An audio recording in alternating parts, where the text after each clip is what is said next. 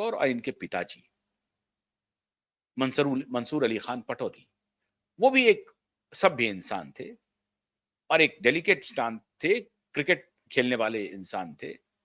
बड़े उस हिसाब से तो माता-पिता का जो आता है, वो गुण तो रहेगा सैफ में भी। तो वो सलाहियत सैफ में भी है। फिर भी शाहरुख की तरह नहीं है। शाहरुख तो बिल्कुल एक सामान्य परिवार से उठ करके, संघर्ष करके, टेलीविज़न के रास्ते, थिएटर के रास्ते बड़े पर्दे पर पहुँचे हैं, जैसे कि सुशांत पहुँचे थे।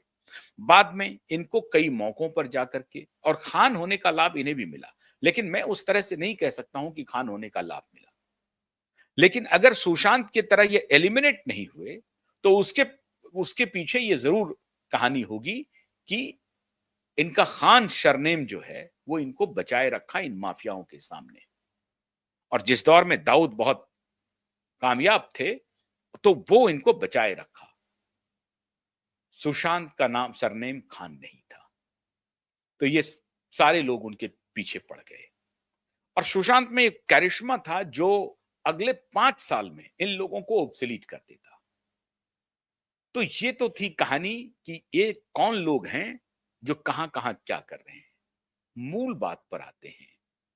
मूल बात ये है मित्रों कि सलमान खान के पिछले 30 वर्षों के करतूत और मोटे तौर पर 30 नहीं 25 वर्षों का, क्योंकि शुरुआती जो 5 वर्ष था जिसमें उनको नेम और फेम मिला, उसके बाद जो सलमान डिरेल हुआ, अहंकार के रास्ते पर जो सलमान चलना शुरू किया, तो फिर वो गाड़ी कभी रुकी नहीं।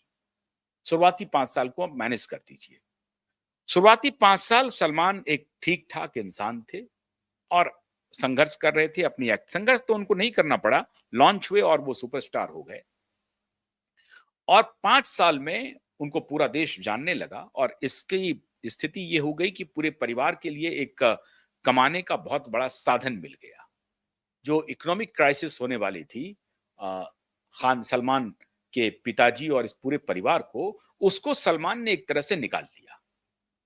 तो शुरुआती 5 साल तो सलमान अच्छे रहे, अच्छी एक्टिंग की, सब कुछ ठीक रहा।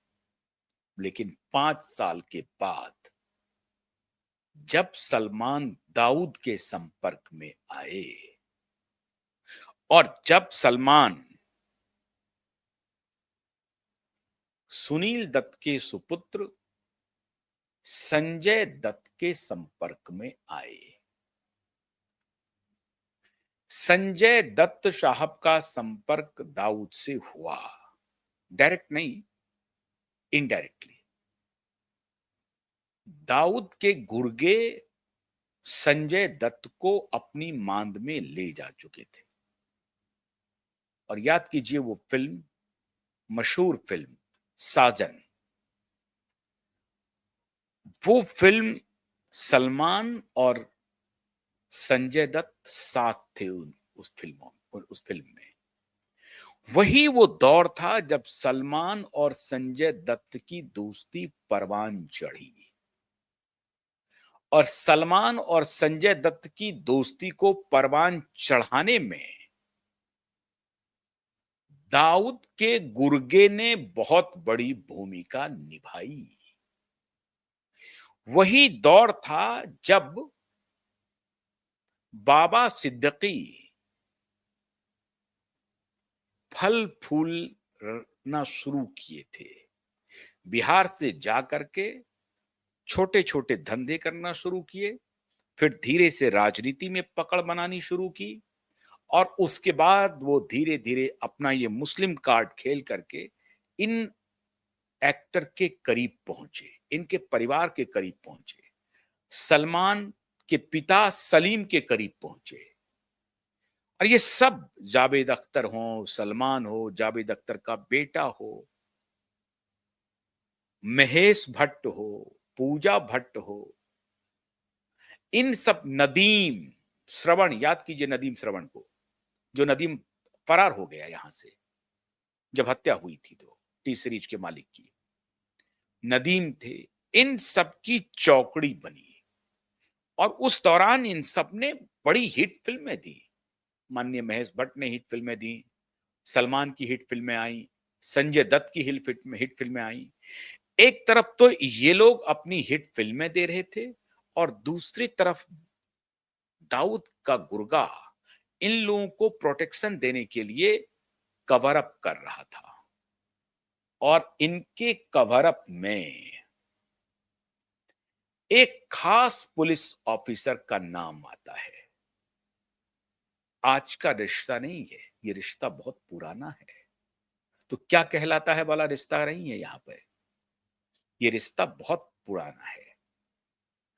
एक खास पुलिस ऑफिसर हैं माननीय परमवीर सिंह। वैसे तो पुलिस ऑफिसरों की पूरी कतार है जिसकी लिस्ट भारत सरकार की एजेंसियों के पास मौजूद है,